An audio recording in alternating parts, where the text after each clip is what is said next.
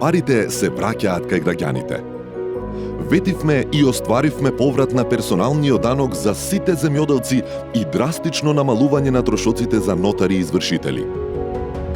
Порасна минималната плата од 9.000 на 12.500 денари во 2019 година, а следува и ново покачување. Зголемени се платите во јавниот сектор. Значително повеќе деца добиваат детски и образовен додаток. Социјалната помош порасна за повеќе од 300%, а го решивме и проблемот на 10.000 стечајци од целата држава.